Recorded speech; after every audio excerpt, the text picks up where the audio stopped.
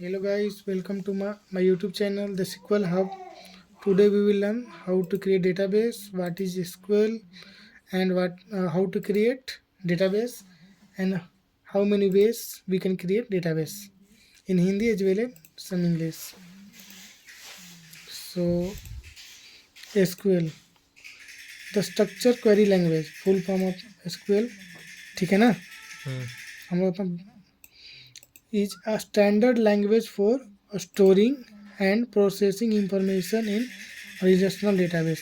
इसमें क्या होता है, स्टैंडर्ड लैंग्वेज है जो डेटा को स्टोर और प्रोसेस करने के लिए हम यूज करते हैं. जो एसक्यूएल का कोड होता है वो कोड क्यों यूज करते हैं, स्टोरिंग एंड प्रोसेसिंग करने के लिए हम रिलेशनल डेटाबेस में यूज करते हैं एसक्यूएल कोड.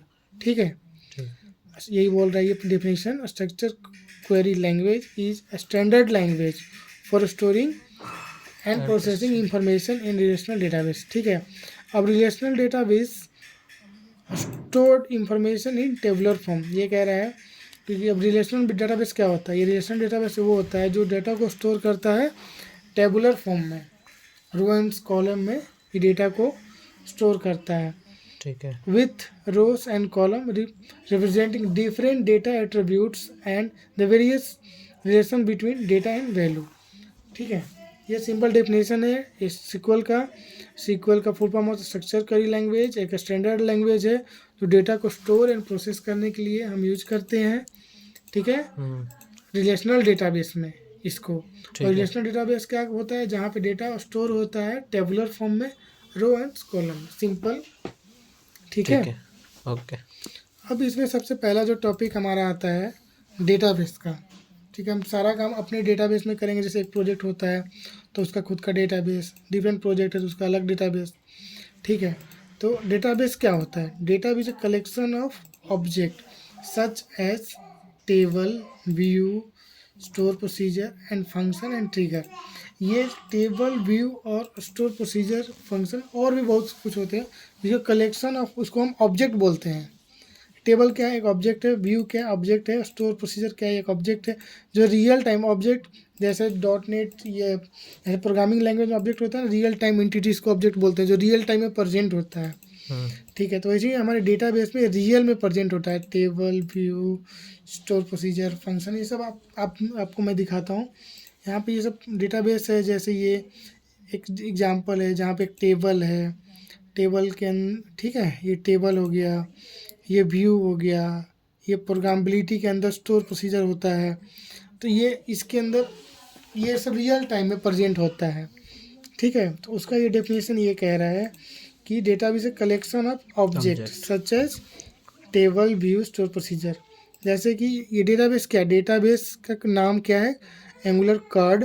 और इसका ये क्या है, collection of table, view, external resources, anonymous, programmability, store procedure, ये स्टोरेज, सिक्योरिटी, ये सब का कलेक्शन है डेटाबेस.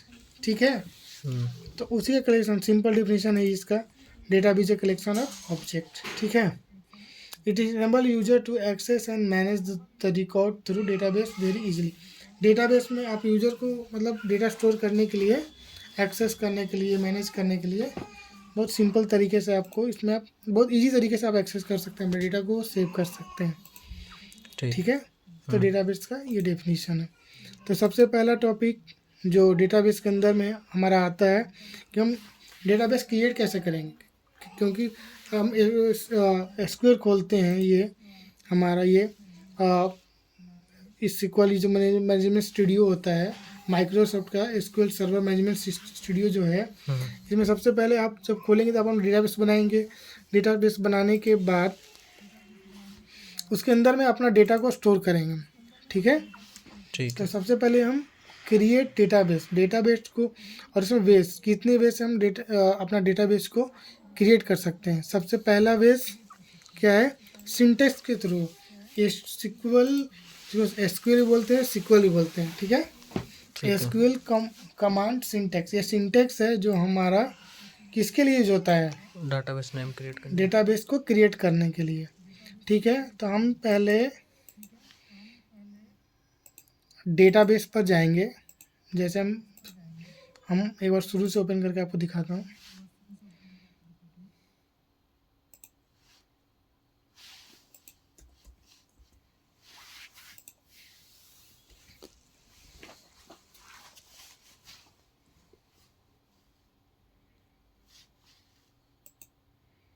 ये विजुअल स्टूडियो हमारा ओपन हो रहा है।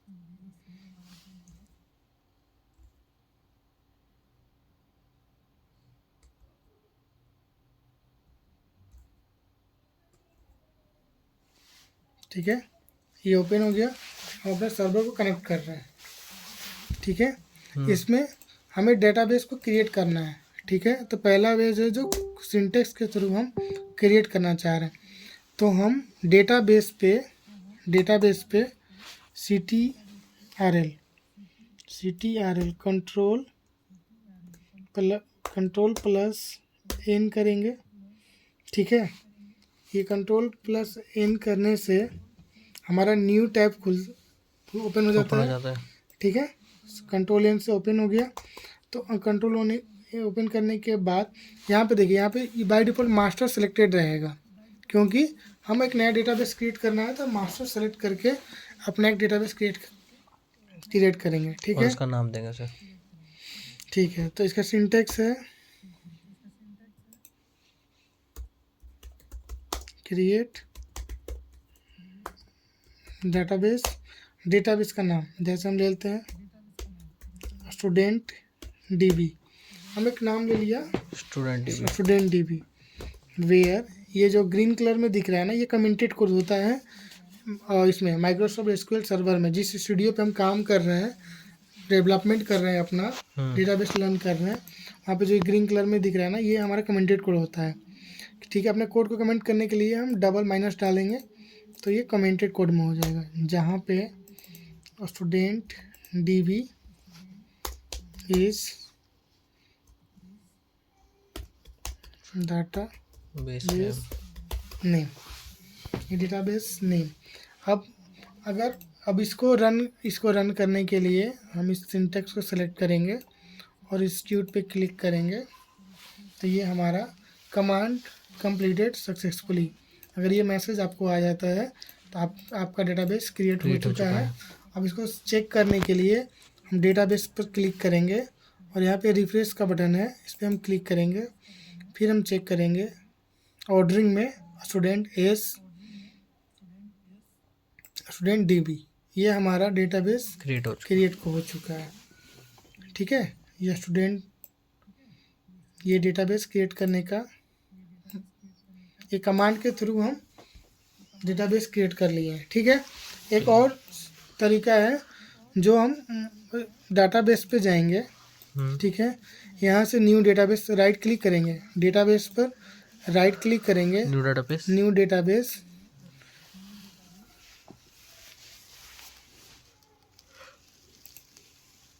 डेटाबेस के बाद यहाँ पे जैसे स्टूडेंट DB है ना, हम टेस्ट DB एक डेटाबेस ले रहे हैं।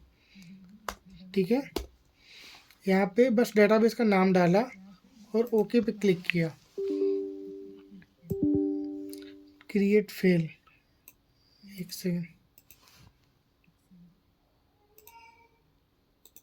न्यू डेटाबेस,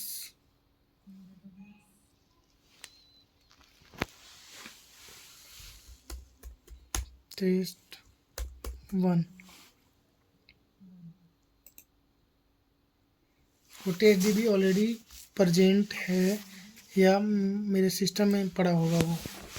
ठीक है, तो ये टेस्ट वन डेटाबेस वो हिडन में होगा।